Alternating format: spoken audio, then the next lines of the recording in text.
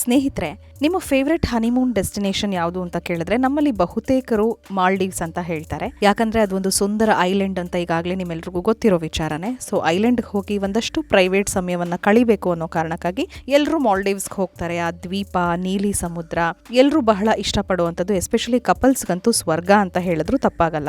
ಆದ್ರೆ ಈ ಮಾಲ್ಡೀವ್ಸ್ ತರಹದ್ದೇ ಒಂದು ಸ್ಥಳ ನಮ್ಮಲ್ಲೂ ಇದೆ ಅಂತ ಅಂದ್ರೆ ನೀವು ನಂಬಲೇಬೇಕು. ಎಸ್, ಮಾಲ್ಡೀವ್ಸ್ ಅಷ್ಟೇ ಸುಂದರವಾಗಿರುವಂತಹ, ಮಾಲ್ಡೀವ್ಸ್ಗಿಂತ ಏನೂ ಕಡಿಮೆ ಇಲ್ಲದೆ ಇರುವಂತಹ ಜಾಗ ಯಾವುದು ನಮ್ಮ ದೇಶದಲ್ಲಿರೋದು ಅಂತಂದ್ರೆ ಅದು ಲಕ್ಷದ್ವೀಪ. ಈಗಾಗಲೇ ಬಹುತೇಕರಿಗೆ ಲಕ್ಷದ್ವೀಪ ಮಾಲ್ಡೀವ್ಸ್ಗಿಂತ ಸುಂದರವಾಗಿದೆ ಅನ್ನೋ ವಿಚಾರ ಗೊತ್ತಾಗಿದೆ. ಯಾಕಂತ ಹೇಳಿದ್ರೆ ಅದು ಇಷ್ಟು ದಿನ ಮುನ್ನೆಲೆಗೆ ಬಂದಿರಲಿಲ್ಲ. ಆದರೆ ನಮ್ಮ ಪ್ರಧಾನಮಂತ್ರಿಗಳು ಯಾವಾಗ ಲಕ್ಷದ್ವೀಪಕ್ಕೆ ಹೋಗಿ ಅಲ್ಲಿ ಒಂದೆರಡು ದಿನಗಳ ಪ್ರವಾಸ ಮಾಡಿ ಅವರು ಫೋಟೋಗಳನ್ನು ತೆಗೆದುಕೊಂಡು ಸಾಮಾಜಿಕ ಜಾಲತಾಣಗಳಲ್ಲಿ ಹಂಚಿಕೊಂಡ್ರೋ ಆಗ ಸಾಕಷ್ಟು ಜನ ಪ್ರವಾಸಿಗರು ನಮ್ಮ ಲಕ್ಷದ್ವೀಪಕ್ಕೆ ಭೇಟಿ ಕೊಡೋದಕ್ಕೆ ಶುರು ಮಾಡಿದ್ರು. ಇನ್ನು ಲಕ್ಷದ್ವೀಪದ ಹೆಸರು ಕೇಳದವರು ಕೂಡ ಕೇಳುವಂತಾಯ್ತು. ಅದು ಎಷ್ಟರ ಮಟ್ಟಿಗೆ ಅಂದ್ರೆ ಅಂತರ್ಜಾಲದಲ್ಲಿ ಲಕ್ಷದ್ವೀಪದ ಬಗ್ಗೆ ಹುಡುಕೋಕೆ ಆರಂಭಿಸೋರ ಸಂಖ್ಯೆ ಕೂಡ ಲಕ್ಷಕ್ಕೂ ಹೆಚ್ಚಾಯ್ತು. ಇಂತಹ ಲಕ್ಷದ್ವೀಪದ ಬಗ್ಗೆ ನೀವ್ ತಿಳ್ಕೊಳ್ದಿದ್ರೆ ಹೇಗೆ ಅಲ್ವಾ? ಬನ್ನಿ, ಹಾಗಾದ್ರೆ ಲಕ್ಷದ್ವೀಪಕ್ಕೆ ನಾನು ನಿಮ್ಮನ್ನ ಕರ್ಕೊಂಡು ಹೋಗಿ ಬರ್ತೀನಿ.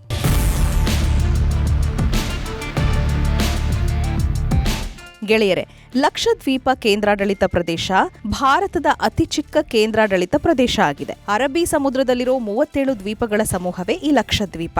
ಲಕ್ಷದ್ವೀಪ ಸಮುದ್ರ ಹಾಗೂ ಅರಬ್ಬಿ ಸಮುದ್ರಗಳ ನಡುವೆ ಭಾರತದ ಗಡಿಯಾಗಿ ನಿಂತಿವೆ. ಭಾರತದ ದಕ್ಷಿಣ ತೀರ ಮಲಬಾರ್ ಕರಾವಳಿ ತೀರದಿಂದ 200ರಿಂದ 440 ಕಿಲೋಮೀಟರ್ ದೂರದಲ್ಲಿದೆ. ಹೆಸರೇ ಹೇಳೋ ಹಾಗೆ ಲಕ್ಷದ್ವೀಪ ಅಂದ್ರೆ ಮಲಯಾಳಂ ಮತ್ತು ಸಂಸ್ಕೃತದಲ್ಲಿ ಲಕ್ಷ ದ್ವೀಪಗಳು ಎಂದರ್ಥ. ಒಟ್ಟು 100 ಸಂಖ್ಯೆ ದಾಟದಷ್ಟು ದ್ವೀಪಗಳಿದ್ದದ್ದು ನಿಜವಾದ್ರೂ ಈ ಹೆಸರು ಮಾತ್ರ ಹೇಗ್ ಬಂದಿದೆ ಅನ್ನೋದು ಅಗೋಚರ. ಆದ್ರೂ ಈ ಮೊದಲು ಇದನ್ನ ಲಕ್ಷದ್ವೀಪ ದ್ವೀಪಗಳೆಂದು ಕರೀತಾ ಇದ್ರು. ಜೆಸೇರಿ ಇಲ್ಲಿನ ಮೂಲ ಹಾಗೂ ಹೆಚ್ಚಾಗಿ ಬಳಸೋ ಭಾಷೆ. ಗೆಳೆಯರೆ, ಮೊದಲೇ ಹೇಳಿದ ಹಾಗೆ ಲಕ್ಷದ್ವೀಪ ಭಾರತದ ಅತಿಪುಟ್ಟ ಕೇಂದ್ರಾಡಳಿತ ಪ್ರದೇಶ ಆಗಿದ್ದು ಕೇವಲ 32 ಚದರ ಕಿಲೋಮೀಟರ್ಗಳಷ್ಟು ವಿಸ್ತೀರ್ಣವನ್ನ ಮಾತ್ರ ಹೊಂದಿದೆ. ಆದ್ರೆ ಪೂರ್ತಿ ಲಗೂನ್ ಪ್ರದೇಶವನ್ನ ಪರಿಗಣಿಸಿದ್ರೆ 4200 ಚದರ ಕಿಲೋಮೀಟರ್ ಆಗುತ್ತೆ. 10 ಉಪವಿಭಾಗಗಳನ್ನು ಹೊಂದಿರೋ ಈ ದ್ವೀಪ ಸಮೂಹಗಳೆಲ್ಲ ಸೇರಿ ಒಂದೇ ಜಿಲ್ಲೆಯಾಗಿದೆ. ಕವರಟ್ಟಿ ಲಕ್ಷದ್ವೀಪದ ರಾಜಧಾನಿ ಹಾಗೂ ದೊಡ್ಡ ನಗರ. ಇಲ್ಲಿ ಒಟ್ಟು ಜನಸಂಖ್ಯೆ 64,473 ಇದ್ದು ಒಬ್ಬ ಲೋಕಸಭಾ ಸಂಸದರು ಕೂಡ ಇಲ್ಲಿದ್ದಾರೆ. ಇಲ್ಲಿ ಮೊದಲಿಗೆ 37 ದ್ವೀಪಗಳಿದ್ವಂತೆ. ಆದ್ರೆ ಅವುಗಳಲ್ಲಿ ಒಂದು ಸಮುದ್ರ ಮಟ್ಟ ಏರಿಕೆ ಹಾಗೂ ಇತರ ಕಾರಣಗಳಿಂದ ಸಮುದ್ರದಲ್ಲಿ ಮುಳುಗಿ ಹೋಗಿದೆ. ಪ್ರಸ್ತುತ ಒಟ್ಟಾರೆ 36 ದ್ವೀಪಗಳಿದ್ರೂ ಅವುಗಳಲ್ಲಿ 10ರಲ್ಲಿ ಮಾತ್ರ ಮನುಷ್ಯರು ವಾಸಿಸ್ತಾರೆ. ಗೆಳೆಯರೆ, ನೀವು ಭಾರತದ ಪಶ್ಚಿಮ ಕರಾವಳಿ ಹಾಗೂ ಅರಬ್ಬಿ ಸಮುದ್ರವನ್ನ ಸೂಕ್ಷ್ಮವಾಗಿ ಗಮನಿಸ್ತಾ ಕೆಳಗೆ ಬಂದ್ರೆ ಲಕ್ಷದ್ವೀಪದಿಂದ ಹಿಡಿದು ಹಿಂದೂ ಮಹಾಸಾಗರದಲ್ಲಿ ಮಾಲ್ಡೀವ್ಸ್ ಹಾಗೂ ಚಾಗೋಸ್ ದ್ವೀಪ ಸಮೂಹ ಎಲ್ಲವೂ ಬಹುತೇಕ ಒಂದೇ ರೇಖೆಯಲ್ಲಿ ಕಂಡುಬರುತ್ತೆ. ಹಾಗಾಗಿ ಲಕ್ಷದ್ವೀಪವನ್ನ ಈ ಗುಂಪಿನ ಉತ್ತರದ ಆರಂಭಿಕ ದ್ವೀಪ ಅಂತ ಹೇಳಲಾಗತ್ತೆ. ಆದ್ರೆ ಇವೆಲ್ಲ ಇನ್ನೂ ಅಧ್ಯಯನ ಯೋಗ್ಯ ವಸ್ತುಗಳಾಗಿವೆ. ಲಕ್ಷದ್ವೀಪದ ಜನರು ಹತ್ತಿರದ ಕೇರಳದ ಮಲಯಾಳಿಗಳಂತೆ ಕಾಣ್ತಾರೆ. ಆದ್ರೆ ಇದು ಮುಸ್ಲಿಂ ಬಾಹುಳ್ಯವಿರುವ ದ್ವೀಪಗಳು. ಸುನ್ನಿ ಪಂಗಡದ ಶಾಫಿ ಪಂಥಕ್ಕೆ ಸೇರ್ತಾರೆ ಇಲ್ಲಿನ ಜನ. ಜೆಸೆರಿ ಪ್ರಮುಖ ಭಾಷೆಯಾಗಿದ್ರು ಮೆನಿಕಾಯ್ ದ್ವೀಪದಲ್ಲಿ ಧಿವೇಹಿ ಹೆಚ್ಚು ಪ್ರಚಲಿತದಲ್ಲಿದೆ. ಬ್ರಿಟಿಷರು ಇಲ್ಲಿಗೆ ಬರೋ ಮುನ್ನ ಪೊನ್ನಣಿ ಲಿಪಿ ಇಲ್ಲಿ ಬಳಕೆಯಲ್ಲಿತ್ತು. ಕೇರಳದ ಮಾಪಿಳರನ್ನ ಹೋಲುವ ಸಂಸ್ಕೃತಿಯನ್ನೇ ಇಲ್ಲಿನ ಜನರು ಆಚರಿಸುತ್ತಿರುವುದು ವಿಶೇಷ. ಲಕ್ಷದ್ವೀಪದ ಇತಿಹಾಸದ ಬಗ್ಗೆ ಅಷ್ಟೊಂದು ದೀರ್ಘವಾದ ಮಾಹಿತಿ ಏನು ಕಂಡುಬರೋದಿಲ್ಲ. ಪ್ರಾಚ್ಯಶಾಸ್ತ್ರದ ಸಂಶೋಧಕರು ಇಲ್ಲಿ ಕ್ರಿಸ್ತಪೂರ್ವ 1500ರ ಆಸುಪಾಸ್ನಲ್ಲಿ ಮನುಷ್ಯರು ವಾಸಿಸಿದ್ದಾರೆ ಅಂತ ತಮಗ್ ದೊರೆತಿರೋ ಕುರುಹುಗಳ ಮೇಲೆ ಹೇಳ್ತಾರೆ. ಬೌದ್ಧ ಧರ್ಮದ ಜಾತಕಗಳು ಕೂಡ ಕ್ರಿಸ್ತಪೂರ್ವ 6ನೇ ಶತಮಾನದಲ್ಲಿ ಈ ದ್ವೀಪಗಳಿಗೆ ಬೌದ್ಧ ಧರ್ಮ ಪ್ರದಾರವಾಗಿದ್ದಿತ್ತು ಅನ್ನೋ ದಾಖಲೆ ಮಾಡಿವೆ. ಬೌದ್ಧ ಸನ್ಯಾಸಿ ಸಂಘಮಿತ್ರ ಈ ಪ್ರದೇಶಗಳನ್ನ ಭೇಟಿ ಮಾಡಿರಬಹುದು ಅಂತ ಕೂಡ ಇತಿಹಾಸಕಾರರು ಅಂದಾಜಿಸ್ತಾರೆ. ಆಮೇಲೆ ಕ್ರಿಸ್ತಶಕ 1ನೇ ಶತಮಾನದಲ್ಲಿ ರಚನೆಯಾದ ಪೆರಿಪ್ಲಸ್ ಆಫ್ ಎರಿಥ್ರಿಯನ್ ಸಿ ಪುಸ್ತಕ ಕೂಡ ಆಗಿನ ನಾವಿಕರಿಗೆ ಈ ಪ್ರದೇಶದ ಬಗ್ಗೆ ತಿಳಿದಿತ್ತು ಅಂತ ಹೇಳುತ್ತೆ. ಕೇರಳದ ಚೇರರು ಈ ದ್ವೀಪಗಳನ್ನ ತಮ್ಮ ಅಧೀನದಲ್ಲಿಟ್ಕೊಂಡಿದ್ರು ಅಂತ ಕೆಲವು ದಾಖಲೆಗಳು ಹೇಳುತ್ತವೆ. ಸ್ಥಳೀಯ ಸಂಸ್ಕೃತಿ ಮತ್ತು ದಂತಕಥೆಗಳು ಚೇರರ ಕೊನೆ ರಾಜ ಚೇರಮನ್ ಪೆರುಮಾಳ್ನ ಕಾಲದಲ್ಲಿ ಈ ದ್ವೀಪಗಳಲ್ಲಿ ಮೊದಲ ಬಾರಿಗೆ ಮನುಷ್ಯರು ಬಂದು ಜೀವನ ಕಟ್ಕೊಂಡ್ರು ಅಂತ ಹೇಳ್ತವೆ. ಮೊದಲಿಗೆ ಅಮಿನಿ, ಕಲ್ಪೆನಿ, ಆಂಡ್ರಾಟ್, ಕವರತ್ತಿ ಹಾಗೂ ಅಗಟ್ಟಿ ದ್ವೀಪಗಳಲ್ಲಿ ಜನ ವಾಸಿಸೋಕೆ ಆರಂಭಿಸಿದ್ರು ಅಂತ ಹೇಳಲಾಗುತ್ತೆ. ನಂತರ 11ನೇ ಶತಮಾನದಲ್ಲಿ ಲಕ್ಷದ್ವೀಪ ಪ್ರದೇಶಗಳು ಚೋಳರ ವಶಕ್ಕೆ ಬಂದವು. ಕೇರಳವನ್ನ ಸ್ವಾಧೀನಪಡಿಸಿಕೊಂಡ ಚೋಳರು ಜೊತೆಗೆ ಲಕ್ಷದ್ವೀಪವನ್ನು ವಶಪಡಿಸಿಕೊಂಡ್ರು. ಆದ್ರೆ ನಂತರ ಕಣ್ಣೂರು ಸಾಮ್ರಾಜ್ಯದ ಅರಸರು ಇವುಗಳನ್ನ ತೆಕ್ಕೆಗೆ ತೆಗೆದುಕೊಂಡ್ರು. ಮಧ್ಯಯುಗದ ಸಮಯದಲ್ಲಿ ಅರಬ್ ರಾಷ್ಟ್ರಗಳು, ಯುರೋಪ್, ಶ್ರೀಲಂಕಾ, ಮಧ್ಯಪ್ರಾಚ್ಯ ಸೇರಿದಂತೆ ಇತರ ರಾಷ್ಟ್ರಗಳ ಜೊತೆ ಭಾರತದ ವ್ಯಾಪಾರ ವಹಿವಾಟು ಆರಂಭವಾಗಿತ್ತು. ಹಾಗಾಗಿ ಈ ದ್ವೀಪಗಳು ಬಲು ಆಯಕಟ್ಟಿನ ಜಾಗದಲ್ಲಿ ಸಮುದ್ರದಲ್ಲಿದ್ದರಿಂದ ಭಾರತಕ್ಕೆ ಬಹಳ ಅನುಕೂಲ ಮತ್ತು ಮಹತ್ವವಾಗಿದ್ವು. ನಂತರ 16ನೇ ಶತಮಾನದಲ್ಲಿ ಆರ್ಮಸ್ ಸಮುದ್ರ ಮಲಬಾರ್ ಕರಾವಳಿಯಿಂದ ಹಿಡಿದು ಸಿಲೋನ್ ಅಂದ್ರೆ ಶ್ರೀಲಂಕಾವರೆಗಿನ ಪ್ರದೇಶಗಳನ್ನ ತಮ್ಮ ಅಂಕೆಲಿಟ್ಕೊಂಡಿದ್ರು. 1498ರಲ್ಲಿ ವಾಸ್ಕೋಡಗಾಮ ಕೇರಳದ ಕೋಳಿಕೋಡ್ಗೆ ಬಂದ ಮೇಲೆ ಪೋರ್ಚುಗೀಸರು ಲಕ್ಷದ್ವೀಪದ ಪ್ರದೇಶಗಳನ್ನ ಆಕ್ರಮಿಸಿಕೊಂಡ್ರು. ಅಲ್ಲದೆ ಅಲ್ಲಿನ ಪ್ರಸಿದ್ಧ ತೆಂಗಿನ ಉತ್ಪಗಳನ್ನ ಲಾಭ ಪಡೆಯಲು ನೋಡಿದ್ರು. ಕೊನೆಗೆ ಇದನ್ನ ಅರಿತ ಅಲ್ಲಿನ ಜನ 1545ರಲ್ಲಿ ಅವರನ್ನ ದ್ವೀಪದಿಂದ ಹೊರಗಟ್ಟಿದ್ರು. ನಂತರ 16ನೇ ಶತಮಾನದ ಮಧ್ಯದ ಸಮಯಕ್ಕೆ ಪೋರ್ಚುಗೀಸರಿಂದ ರಕ್ಷಿಸಲು ಲಕ್ಷದ್ವೀಪ ಪ್ರದೇಶವನ್ನ ಚಿರಕ್ಕಳ್ ಅರಸ ಕಣ್ಣನೂರ್ ಸಂಸ್ಥಾನಕ್ಕೆ ಜಹಗೀರ್ ಎಂದು ನೀಡಿದ್ದ. ಅಲ್ಲದೆ ಅರಕ್ಕಳ್ ಸಂಸ್ಥಾನವು ಕಣ್ಣೂರು ನಗರದ ಜೊತೆಗೆ ಲಕ್ಕಡೀವ್ ಹಾಗೂ ಅಮಿಂಡಿವಿ ದ್ವೀಪಗಳ ಮೇಲೂ ಹಿಡಿತ ಹೊಂದಿತ್ತು. ಈ ದ್ವೀಪಗಳ ಬಗ್ಗೆ ಅರಬ್ ಯಾತ್ರಿಕ ಇಬ್ನ್ ಬಟೂಟಾ ವಿವರವಾಗಿ ತನ್ನ ಕೃತಿಗಳಲ್ಲಿ ದಾಖಲಿಸಿದ್ದಾನೆ.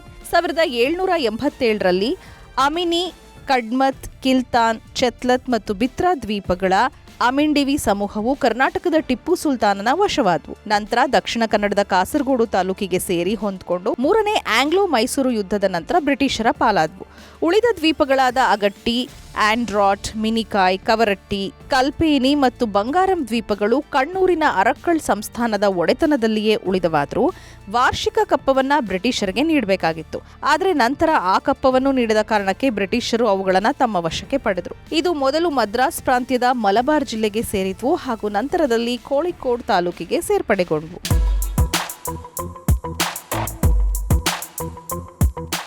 ಸ್ನೇಹಿತರೆ, 1947ರ ಆಗಸ್ಟ್ 15ರಂದು ಭಾರತಕ್ಕೆ ಸ್ವಾತಂತ್ರ್ಯ ಸಿಕ್ತು. ಆದರೆ ಭಾಷಾವಾರು ಆಧಾರದ ಮೇಲೆ ರಾಜ್ಯಗಳು ಪುನರ್ರಚನೆಯಾಗಿದ್ದು 1956ರಲ್ಲಿ. ಈ ಪುನರ್ವಿಂಗಡಣೆಯಲ್ಲಿ ಲಕ್ಷದ್ವೀಪ ಪ್ರದೇಶಗಳನ್ನು ಮಲಬಾರ್ನಿಂದ ಬೇರ್ಪಡಿಸಿ ಪ್ರತ್ಯೇಕ ಕೇಂದ್ರಾಡಳಿತ ಪ್ರದೇಶಗಳನ್ನಾಗಿ ಮಾಡಲಾಯಿತು. ಮೊದಲಿಗೆ ಅವುಗಳನ್ನು ಲಕ್ಕಡೀವ್, ಮಿನಿಕಾಯ್ ಮತ್ತು ಅಮಿಂಡಿವಿ ದ್ವೀಪಗಳೆಂದು ಕರೆಯಲಾಗ್ತಿತ್ತು. ಆಮೇಲೆ 1973ರ ನವೆಂಬರ್ 1ರಂದು ಲಕ್ಷದ್ವೀಪ ಎಂದು ಕರೆಯಲಾಯಿತು. ಆದರೆ 1964ರವರೆಗೂ ಕೋಳಿಕೋಡ್ ರಾಜಧಾನಿಯಾಗಿತ್ತು. ನಂತರ ಅದನ್ನ ಕವರಟ್ಟಿಗೆ ಸ್ಥಳಾಂತರಿಸಲಾಯಿತು. ಲಕ್ಷದ್ವೀಪ ಕೇವಲ ತನ್ನ ಸೌಂದರ್ಯದಿಂದ ಮಾತ್ರ ಪ್ರಸಿದ್ಧಿಯಾಗಿಲ್ಲ, ಬದಲಾಗಿ ಅಪೂರ್ವ ಸಾಗರದಾಳದ ಸಂಪನ್ಮೂಲಗಳು ಅಲ್ಲಿವೆ. ಹವಳ ದಿಬ್ಬಗಳಿಗೂ ಲಕ್ಷದ್ವೀಪ ಪ್ರಖ್ಯಾತಿಯಾಗಿದೆ.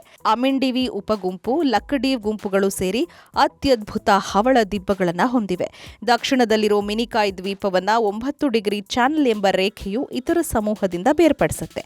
ಲಕ್ಷದ್ವೀಪ ಪ್ರದೇಶಗಳಲ್ಲಿ ತೆಂಗಿನ ನಾರು ತೆಗೆಯೋದು ಮತ್ತು ಫೈಬರ್ ಉತ್ಪನ್ನಗಳನ್ನು ತಯಾರಿಸೋದು ಅತಿ ಪ್ರಮುಖ ಉದ್ಯೋಗವಾಗಿದ್ದು ಇಲ್ಲಿನ ಆರ್ಥಿಕತೆಗೆ ಬಲ ನೀಡುತ್ತೆ. ಭಾರತದ ಸರ್ಕಾರವು ಇಲ್ಲಿ 5 ನಾರಿನ ಫೈಬರ್ ಕಾರ್ಖಾನೆಗಳು, 5 ಪ್ರದರ್ಶನ ಉತ್ಪಾದನಾ ಕೇಂದ್ರಗಳು ಮತ್ತು 7 ಫೈಬರ್ ಸುತ್ತುವ ಘಟಕಗಳನ್ನು ಇಲ್ಲಿ ಸ್ಥಾಪಿಸಿದೆ. ಜೊತೆಗೆ ಮೀನುಗಾರಿಕೆಯೂ ಇಲ್ಲಿ ವ್ಯಾಪಕವಾಗಿದೆ. 4 ಲಕ್ಷ ಚದರ ಕಿಲೋಮೀಟರ್ ಎಕ್ಸ್ಕ್ಲೂಸಿವ್ ಎಕನಾಮಿಕ್ ಝೋನ್ ಸೇರಿದಂತೆ 4200 ಚದರ ಕಿಲೋಮೀಟರ್ ಹಾಗೂ 132 ಕಿಲೋಮೀಟರ್ಗಳ ವಿಸ್ತೀರ್ಣದೊಂದಿಗೆ ಮೀನುಗಾರಿಕೆಗೆ ಇಲ್ಲಿ ವಿಪುಲವಾದ ಅವಕಾಶವಿದೆ. ಇಲ್ಲಿನ ಟುನಾ ಹಾಗೂ ಅದರ ರೀತಿಯ ಮೀನುಗಳು ಪ್ರಸಿದ್ಧವಾಗಿದ್ದು ಅದರ ಉತ್ಪನ್ನಗಳು ಆಗ್ನೇಯ ಏಷ್ಯಾದ ರಾಷ್ಟ್ರಗಳಿಗೂ ರಫ್ತಾಗತ್ತೆ. 375 ಬೋಟ್ಗಳು ಇಲ್ಲಿ ಮೀನುಗಾರಿಕೆಯಲ್ಲಿ ತೊಡಗಿವೆ. ಪ್ರವಾಸೋದ್ಯಮಕ್ಕೂ ಇಲ್ಲಿ ಹೇರಳ ಅವಕಾಶಗಳಿವೆ. 1974ರಲ್ಲಿ ಬಂಗಾರಂ ದ್ವೀಪ ಅಂತಾರಾಷ್ಟ್ರೀಯ ಪ್ರವಾಸೋದ್ಯಮಕ್ಕೆ ತೆರೆಕೊಂಡ ಮೇಲೆ ಲಕ್ಷದ್ವೀಪ ಪ್ರವಾಸೋದ್ಯಮಕ್ಕೆ ಅಧಿಕೃತವಾಗಿ ತೆರೆಕೊಂಡವು. ಹವಳ ದಿಬ್ಬಗಳು ಮತ್ತು ಪರಿಶುದ್ಧ ಬೀಚ್ಗಳಲ್ಲಿ ಕಾಲ ಕಳೆಯೋಕೆ ಸಾವಿರಾರು ಪ್ರವಾಸಿಗರು ಇಲ್ಲಿಗೆ ಬರ್ತಾರೆ. ಅಲ್ಲದೆ scuba diving, wind surfing, snorkelling, kayaking, water skiing ಸೇರಿದಂತೆ ಇತರ ಸಾಹಸ ಕ್ರೀಡೆಗಳಿಗೆ ಲಕ್ಷದ್ವೀಪ ಪ್ರದೇಶಗಳು ಪ್ರಶಸ್ತವಾದ ವಾತಾವರಣ ಒದಗಿಸುತ್ತೆ. ಅಲ್ಲದೆ ಇತ್ತೀಚೆಗೆ ನಡೀತಾ ಇರೋ ಕೆಲವು ವಿದ್ಯಮಾನಗಳಿಂದ ಲಕ್ಷದ್ವೀಪಕ್ಕೆ ಇನ್ನೂ ಹೆಚ್ಚಿನ ಪ್ರವಾಸಿಗರು ದಾಂಗುಡಿ ಇಡೋ ಲಕ್ಷಣಗಳು ಕಾಣಿಸ್ತಿವೆ. ಮಾಲ್ಡೀವ್ಸ್ ರಾದ್ಧಾಂತದ ನಂತರ ಹೆಚ್ಚಿನ ಜನರು ನಮ್ಮದೇ ದೇಶದಲ್ಲಿ ಮಾಲ್ಡೀವ್ಸ್ ಅನ್ನ ಮೀರಿಸೋ ಲಕ್ಷದ್ವೀಪದಂತಹ ಸ್ಥಳಗಳಿಗೆ ಹೋಗೋ ಮನಸ್ಸು ಮಾಡ್ತಿದ್ದಾರೆ. ಜೊತೆಗೆ ಅಲ್ಲಿಯೂ ಕೂಡ ಮೂಲಸೌಕರ್ಯಗಳು ಹೆಚ್ಚಿನ ರೀತಿಯಲ್ಲಿ ಅಭಿವೃದ್ಧಿಯಾದರೆ ಪ್ರವಾಸಿಗರನ್ನ ಆಕರ್ಷಿಸುವಲ್ಲಿ ಅನುಕೂಲವಾಗುತ್ತೆ. ಕೇಂದ್ರ ಸರ್ಕಾರ ಈ ನಿಟ್ಟಿನಲ್ಲಿ ಕ್ರಮಗೊಳ್ಳೋ ಸಾಧ್ಯತೆಗಳು ಕೂಡ ಹೆಚ್ಚಿವೆ. ಒಂದೊಮ್ಮೆ ಹಾಗಾದಲ್ಲಿ ಅಲ್ಲಿನ ಆರ್ಥಿಕತೆಗೂ ಹೆಚ್ಚಿನ ಬಲ ಸಿಕ್ಕಂತಾಗತ್ತೆ. ಲಕ್ಷದ್ವೀಪದಲ್ಲಿ ಸಾಕ್ಷರತಾ ಪ್ರಮಾಣ 92.28% ರಷ್ಟಿದ್ದು ಇದು ದೇಶದ ಸಾಕ್ಷರತಾ ಪ್ರಮಾಣಕ್ಕಿಂತ ಹೆಚ್ಚಿದೆ. ಇಲ್ಲಿನ ಜನರಲ್ಲಿ ಹೆಚ್ಚಾಗಿ ಕೇರಳದಿಂದ ಬಂದಂತಹವರು. ಇಲ್ಲಿನ ಜನರಲ್ಲಿ 93% ಜನ ಮುಸಲ್ಮಾನರಾಗಿದ್ದಾರೆ. ಮಲಯಾಳಂ ಮತ್ತು ಧೀವೇಹಿ ಪ್ರಮುಖ ಭಾಷೆಗಳು. ಅರೇಬಿ, ಮಲಯಾಳಂನಿಂದ ಪ್ರಭಾವವಿರುವ ಜೆಸಿರಿ ಭಾಷೆ ಕೂಡ ಇಲ್ಲಿ ಹೆಚ್ಚು ಪ್ರಚಲಿತವಿರುವ ಭಾಷೆಯಾಗಿದೆ. ಇದಿಷ್ಟು ಕೇಂದ್ರಾಡಳಿತ ಪ್ರದೇಶ ಲಕ್ಷದ್ವೀಪ ಕುರಿತಾದ ಒಂದಷ್ಟು ಮಾಹಿತಿ. ಇಂತಹ ಇನ್ನಷ್ಟು ಮಾಹಿತಿಯೊಂದಿಗೆ ಮತ್ತೆ ನಿಮ್ಮ ಮುಂದೆ ಬರ್ತೀನಿ. ನಮಸ್ಕಾರ.